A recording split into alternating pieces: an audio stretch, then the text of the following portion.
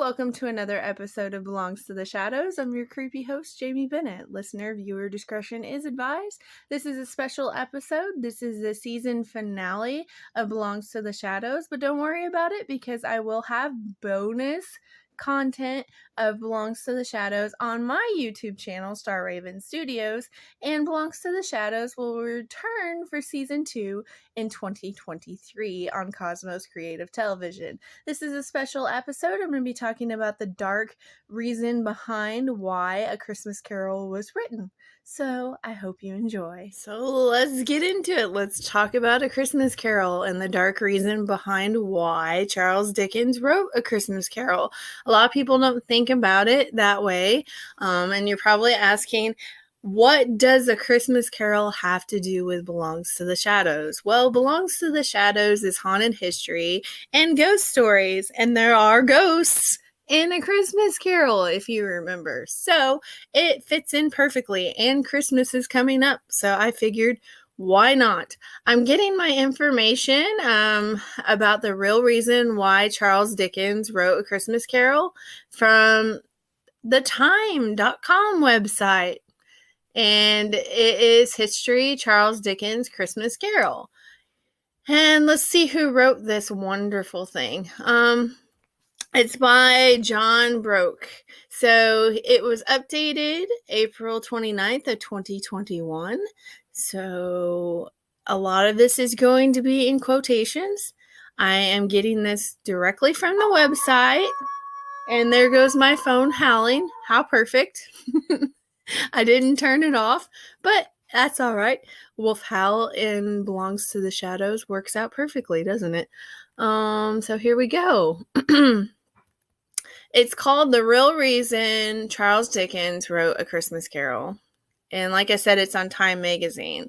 Marley's ghost appearing to Scrooge. There's an illustration. I will put up photos as much as possible during this show, because we know how I do things, unless I'm filming on location, of course.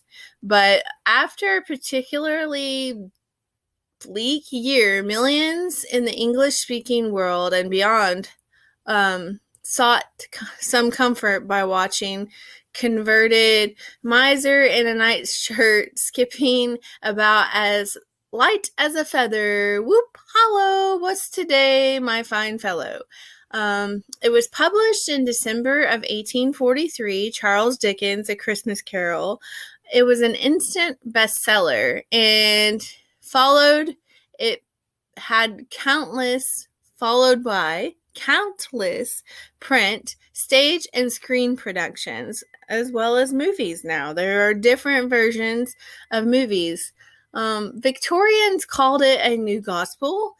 They would read and watch it, and it became a sacred ritual for many, without which the Christmas season could not materialize. Like I said, it's one of my favorite Christmas films. I absolutely love A Christmas Carol. And I know Jim Carrey actually he was in the remake of A Christmas Carol. They've had a lot of remakes of A Christmas Carol, but I have to stick with the classic. So, I haven't even seen the Jim Carrey version yet. I'm sorry. Please don't be mad at me. I like Jim Carrey. I haven't watched it yet. I probably should do that this season. But A Christmas Carol's seemingly timeless transcendence hides the fact, pay attention to this next part, hides the fact that it was very much the product of a particular moment in history. Yes, here's where the dark history comes in. It's an author meaning to weigh in on specific issues of the day. Dickens first conceived of his project as a pamphlet. So this started off as a pamphlet. How interesting is that? Which he had planned on calling an appeal to the people of England on behalf of the poor man's child. But in less than a week of thinking about it, he had decided instead to embody his arguments in a story with a main character of pitiable depth. I can't talk today, sorry y'all. So what might have been a polemic to Haringu instead became a story for which audience hungered. And I probably butchered a lot of those words. I'm good about that. I apologize. Mean no disrespect because I love Charles Dickens and I love A Christmas Carol. Dickens set out to write his pamphlet-turned-book in the spring of 1843, having just read government report on child labor in the United Kingdom. The report had taken form of a compilation of interviews with children, compiled by a journalist friend of Charles Dickens, that detailed their crushing labors. Dickens read the testimony of girls who sewed dresses for the expanded market of middle-class consumers. They had regularly worked 16 hours a day. That's how many hours a day that I went in the United States military. I'm not going to tell you which branch I was in. I'm not going to do that. But you go for 16 hours a day or more when you're in the military. And these were children. These were little girls working 16 hours a day sewing a dress. I can't sew for longer than 30 minutes without my fingers hurting. I can only imagine what those little girls were going through, and it's very terrible. They would do this 6 days a week, rooming like Martha Cratchit above the factory floor. He had read of 8-year-old children who dragged coal carts through tiny subterranean passages over 11-hour workday.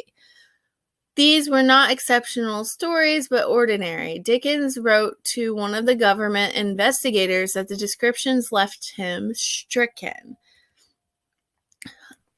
In the new brutal reality of child labor was the result of revolutionary changes in the British society.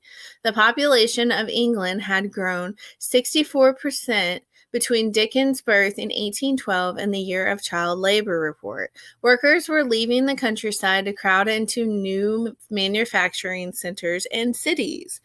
Meanwhile, there was a revolution in the way goods were manufactured. Cottage industries were upended by a trend towards workers serving as unskilled cogs, laboring in the precursor of the assembly line, hammering the same nail or gluing the same piece as an 11-year-old Dickens had to do, hour after hour, day after day. More and more employers thought of their workers as tools, as interchangeable as a nail or a glue pot. Workers were becoming like commodities, not individual humans, but mere resources. So, like, number. You were just a number, and you could be easily replaced. That's really, really sad. So, they were mere resources, and they were their value only measured to the halfpenny or halfpenny by how many nails they could hammer in an hour. But in time of dearth, the 1840s earned the nickname the Hungry Forties. The poor took what work they could arrange, and who worked for the lowest wages? Children. Popular theories during this time about how or whether to help the poor often made things worse. The first was the widespread sense that poor people tended to be so because they were lazy and immoral, and that helping them would only encourage their malingering. If they were to be helped, it should be under conditions so awful as to discourage people from seeking that help. Isn't that horrible? It's absolutely horrible. New workhouses were seen as the perfect solution, where families were split up.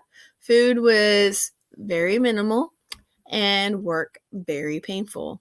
Those who are badly off, says the unreformed Scrooge, must go there. Associated with this concept were the ideas of Reverend Thomas Malthus, who cautioned against intervening when people were hungry because it would only lead to an unattainable population size. Better than the poor should starve and thus decrease the surplus population. That's horrible. That is horrible. It keeps me in mind that they treat them like rats, like lab rats. Like, you test this medication on this rat and who cares if it kills it? There's more where that came from. They were treating them like rats of the streets, and treating them like trash, and like they did not matter whatsoever. If Dickens found these solutions cruel, what did he offer? Frederick Ingalls read the same report on child labor that Dickens did, and with his collaborator Karl Marx, we've heard that name in history, envisioned an eventual revolution. Dickens was very much an anti-revolutionary. In fact, he implied that revolutionary was the fearsome consequence of not solving the problem some other way. Quotations. This boy is ignorance. This girl is want. Beware them both and all their decree. But most of all beware this boy, for on his brow I see that written which is doom, unless the writing be erased. Thomas Paine in the foregoing generation had argued in Rights of Man for a kind of system of welfare, including tax credits for help raising children, old age pensions, and national disability insurance. But Dickens wasn't a systems thinker, nor was he a proto-socialist. Yet, what Dickens did propose in A Christmas Carol, which he had scribbled out in less than 2 months in the fall of 1843, intending it, in his words, as a sledgehammer blow, was still radical in that it rejected the modern ideas about work and economy. What he had written was that employers are responsible for the well-being of their employees. Their workers are not of value only to the extent to which they contribute to a product for the cheapest possible labor costs. They are of value as fellow passengers to the grave.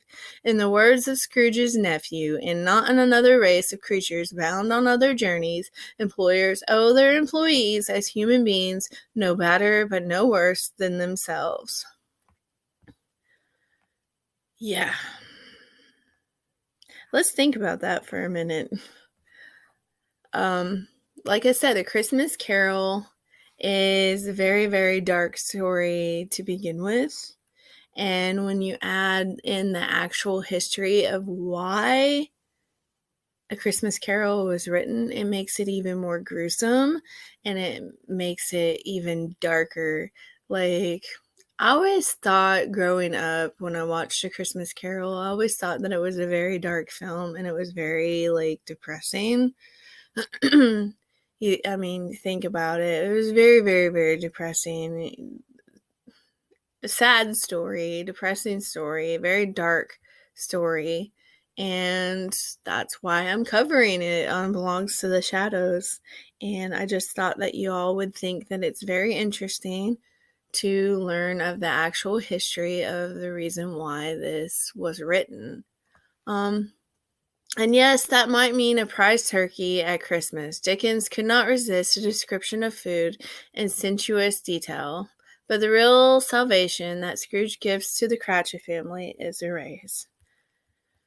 Scrooge in the Ghost of Christmas Patch. See, I told you. there's ghosts in this. If you've watched Christmas Carol or read it, you know there's ghosts in this. And what is Belongs to the Shadows about? Haunted history and ghosts. So here we go. As Scrooge and the Ghost of Christmas Past watch Tim, his father holding his lame hand, the miser pleads, say he will be spared. The ghost reminds readers of Scrooge's Malthusian quote, I can't pronounce that. Pardon me. If he be like to die, he had better do it, and decrease the surplus population. How horrible is that? Like I said, treating them like trash. Oh God, the ghost growls, to hear the insect on the leaf pronouncing on the too much life among his hungry brothers in the dust. In other words, Dickens reminded his 19th century readers and today's not to mistake their good fortune of landing in a high place for their worth. I always have told people that, I don't ever aim to be famous. I don't expect people to even watch this show, to be honest. And if you do watch this show, thank you. I very much appreciate the support. But I don't ever aim to be famous. I just want to do what I love doing in life. And if I should happen to ever get fame out of anything that I love doing, then that's awesome. It's a bonus, and I'm not going to forget where I came from. I will not forget my roots. So, yeah. So basically, what Dickens' story reminds us is that,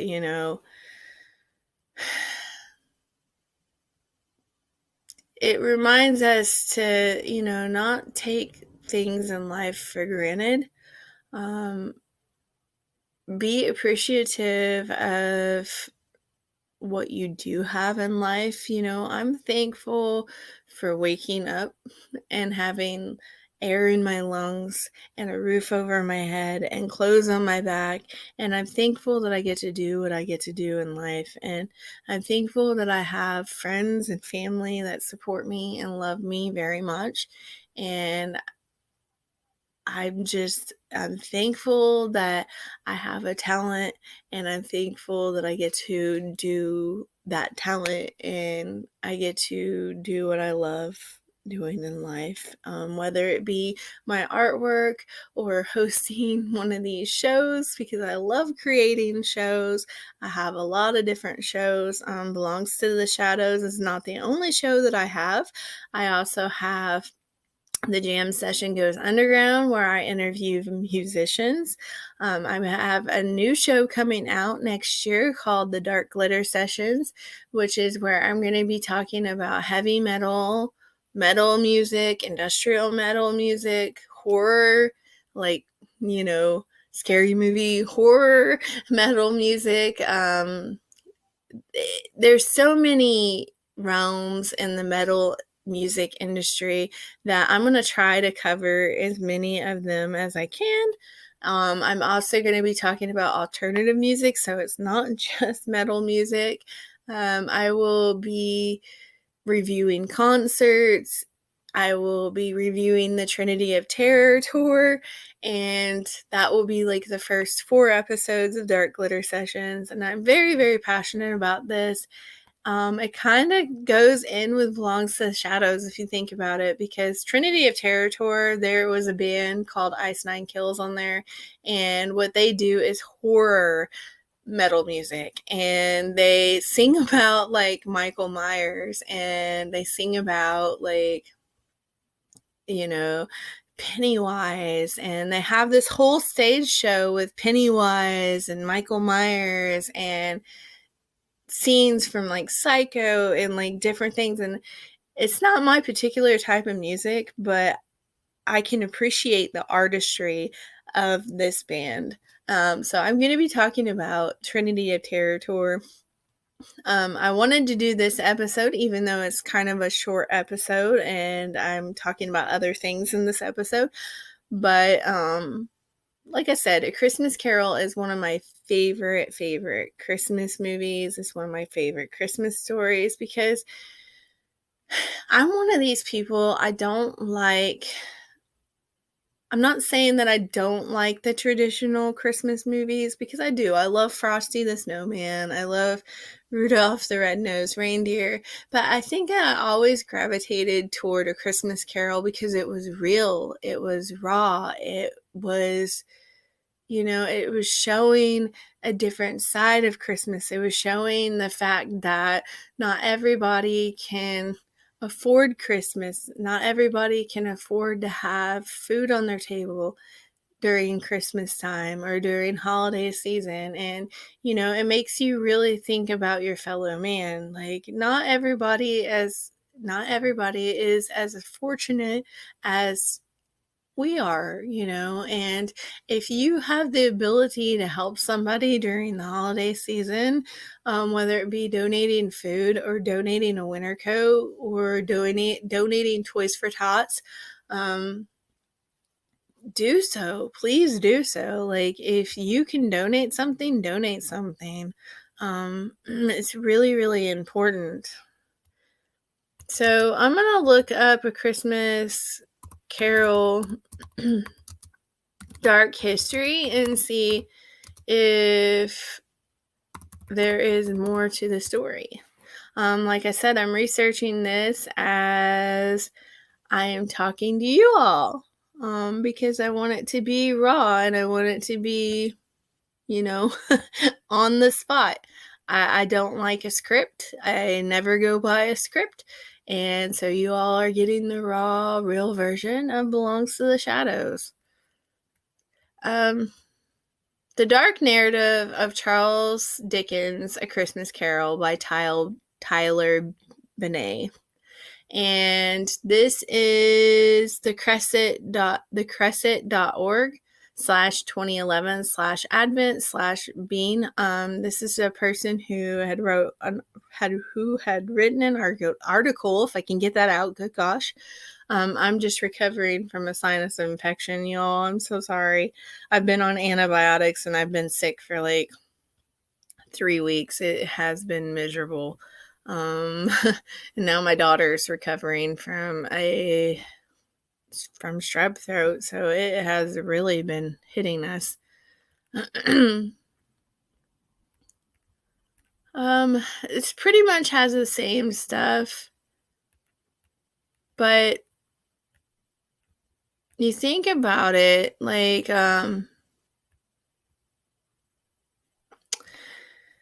the horror of a particular scene in A Christmas Carol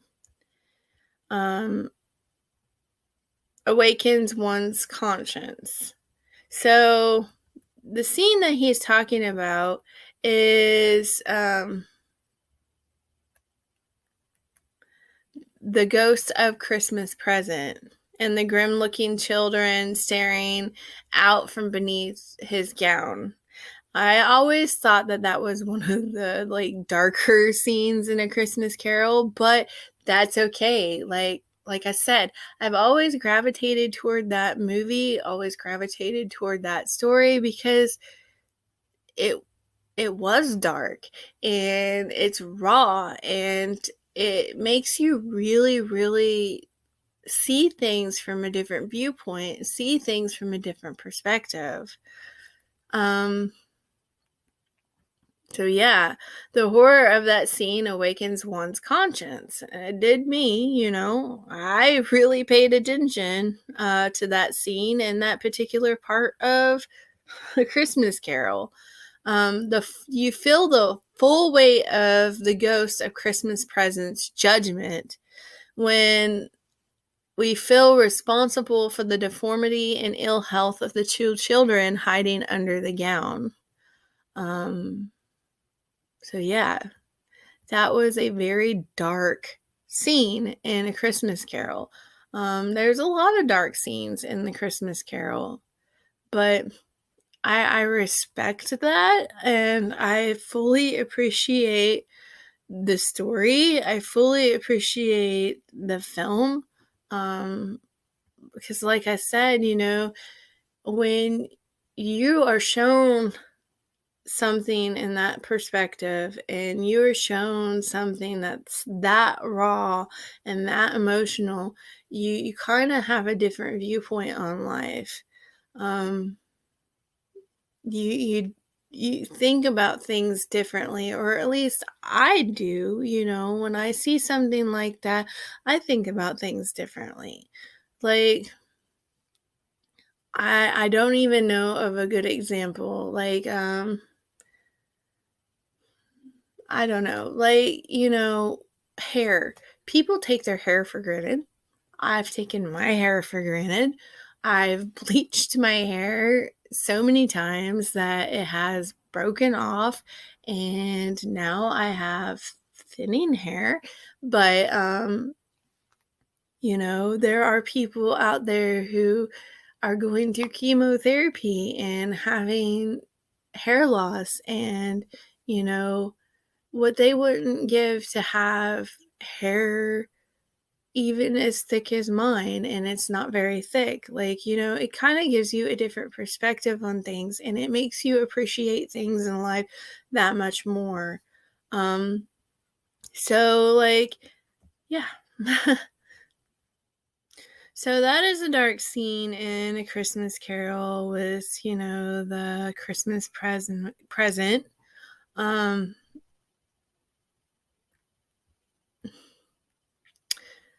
So when Scrooge asks the ghosts of Christmas past to cover the two children to hide them from his sight, in fact, throughout the night, Scrooge asks the ghosts to reprieve from the horror and terror of what he is witnessing and reflecting on. Yeah.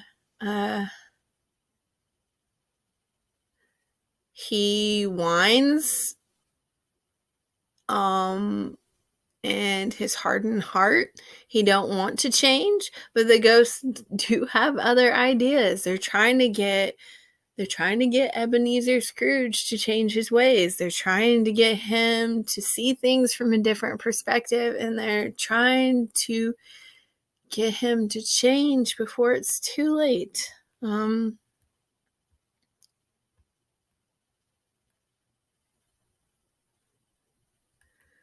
So I really like Charles Dickens' use of the ghosts and what message he's trying to convey in this story. There's the ghosts of Christmas Present, Jacob Marley, and Christmas Future. They do take on frightening appearances, but they do so to mirror the darkness within Scrooge.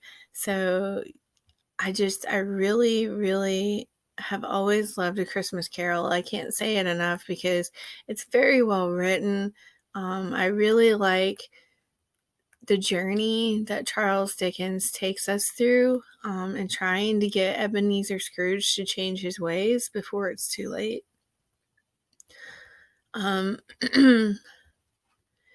In Charles Dickens' introduction to A Christmas Carol, he stated that he intended to raise the ghost of an idea in hopes that the idea might haunt his readers in a pleasant manner. And boy, did he. If Dickens is not being sneaky with that, he had failed in one aspect.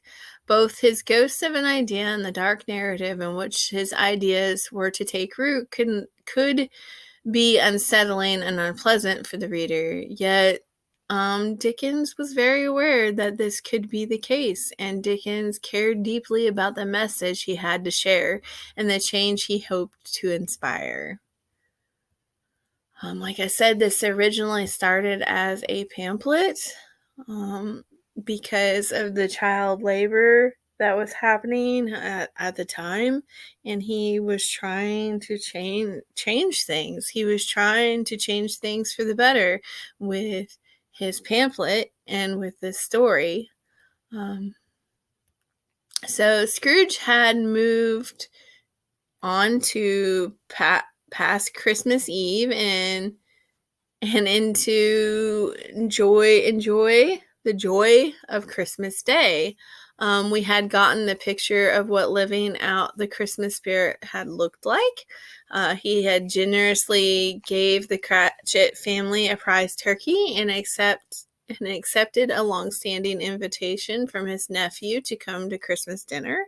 However, the scene in Donner's film that strikes the greatest chord for the Christmas spirit comes at the very end, sometime after Christmas, when Scrooge goes to the Cratchit house for an outing with Tiny Tim. The narrator showers praise on Scrooge as a means of tidying up the story, but this narration does distract from the meat of the scene. Turn off the sound. Do a favor and turn off the sound and pay close attention to the scene and how it plays out. It stands in a sharp contrast to an earlier scene in which Scrooge had met Tiny Tim in the street outside of Scrooge's work. The boy says Merry Christmas, or has a Merry Christmas for Scrooge, and Scrooge replies with humbug for the boy. The two characters begin as polar opposites in their perspectives on both Christmas and, it seems like, in life in general. But the final scene, Tiny Tim rushes from the house to greet Scrooge with a huge smile on his face. Scrooge sweeps up the tiny boy, Tiny Tim, up into his arms with the familiarity and tenderness of a grandfather, and holds him high up on his shoulder for a moment to take in his joy. Scrooge brings Tim down to his chest and kisses him before returning him to the ground. The two set off hand in hand down the lane, Tim craning his neck up to engage in conversation with his close friend, Mr. Scrooge. The scene plays out as if to say Scrooge has translated the Christmas spirit into something to be lived out every day. This is very well written. You all should check out this article. Tyler Bennett did a really good job with writing it. Really, really good job with this. And if you want to read the full article, it is thecrescent.org/2011/advent/Bennett, BEANE _A2011.html. Feel free to read this article. It is really, really good. The Crescent is a review of literature, the arts, and public affairs. So you might find other interesting stories on there, other interesting articles. I am all for reading articles of this nature.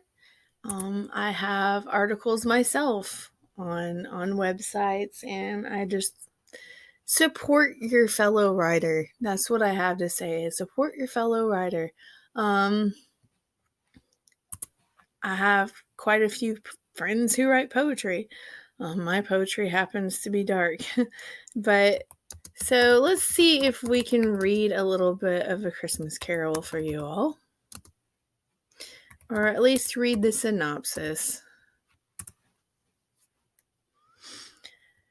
So, here is the synopsis of A Christmas Carol.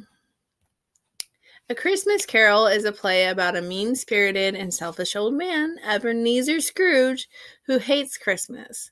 One cold Christmas Eve, Scrooge is unkind to the people who work for him, then refuses to give to charity, and then is rude to his nephew when he invites him to spend Christmas with him.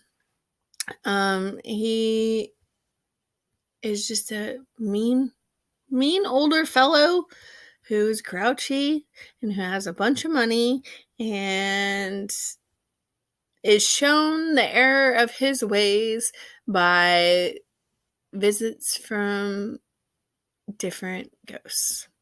That's my synopsis of it.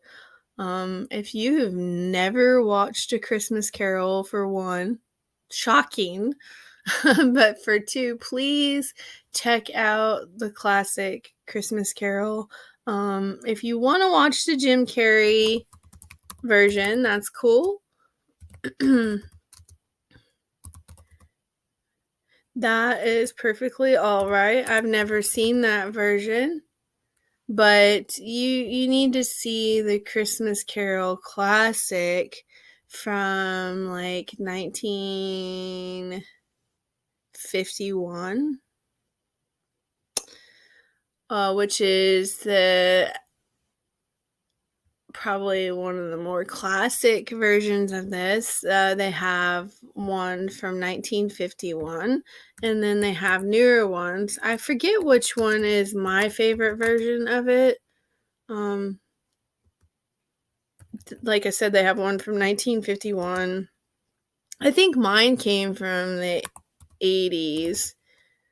I know I'm telling my age in this, but I think mine is from the 80s, which was 1984. That's my favorite version of it. It was directed by Clive Donner, who had been an editor in the 1951 version of Scrooge, and it stars George C. Scott. You can't go wrong with George C. Scott as Ebenezer Scrooge. Come on. So if you're gonna watch it for the first time, might I suggest the 1984 version of this, because it's my absolute favorite, but there are so many versions of A Christmas Carol. Read the book. Please read the book. Read the book before you watch the film. And then it'll make you appreciate all of it. So, yeah, that was this version of Belongs to the Shadows. I hope that you all have enjoyed the full season of Belongs to the Shadows. I will be bringing it back. I believe it's set to come back in February of 2023. But like I said, you can catch bonus content on my YouTube channel, Star Raven Studios. I have Belongs to the Shadows on there, and like I said, I host several other shows one's called The Warrior Within, which I talk about sensitive topics, and then The Warrior Within season finale is coming up next weekend, and it's going to be a 2-hour long event. There's going to be 3 episodes that day, and yes, there will be an intermission, so don't worry. You guys will have time to grab snacks. And then I also have the Jam Session Goes Underground, which is going to be returning in January with a very, very special guest. I'm already lining up other guests for that show, because the Jam Session Goes Underground is one of the first shows that I ever did on radio. I used to be a radio DJ for WQUB 90.3 FM, Quincy, Illinois. A little bit of a radio voice there. Yeah. So the Jam Session Goes Underground started off in Quincy, Illinois at WQUB 90.3 FM. It was called the Jam Session, and I have created a show out of it, an actual show. I'm going to be coming out with a show called The Dark Glitter Sessions, which I said is metal music and alternative music based.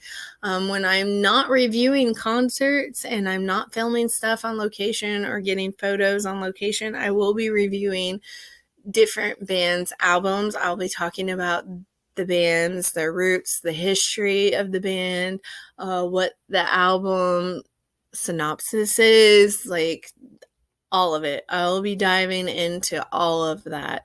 I will be telling you about some of my favorite bands, because I am, yes, biased toward a few metal bands. I got the honor and privilege of getting to mark one of those bands and meeting them off my bucket list. And I will talk about that in the show. And then my daughter is going to be having a show called Mellow Out. And when she has guests, she'll have a show called The Jam Session Takeover, which will probably air after the Jam Session goes underground. I don't know. I haven't figured it out yet. Got to talk to my executive producer and see when we can schedule all that. But just know that that is coming in the future. There are so many shows and so many awesome things happening in Cosmos Creative Television Network. So be looking and keeping your eyes peeled for all the new shows that are going to be coming out, for the new projects that are going to be coming out, because there are so many awesome things that's going to be happening next year on Cosmos Creative Television. And like I said, I hope that you all enjoyed this episode. I hope that you have enjoyed this season of Belongs to the Shadows.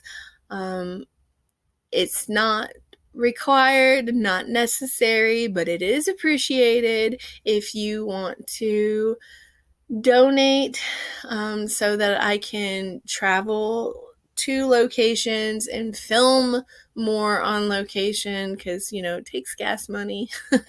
I will put my Venmo up in the description of this, or I will put it up on the screen, either way, but it's not required. If you feel like it, you can. I'm also looking for sponsors for the show, so if you want to become a sponsor, please leave a comment, reach out. There are ways of getting a hold of me. And yeah, so I hope that you all have a wonderful holiday season. I hope that you've enjoyed this episode. I hope that it has been educational, informational, and fun. Until next season on Belongs to the Shadows, you all enjoy your holidays and stay spooky.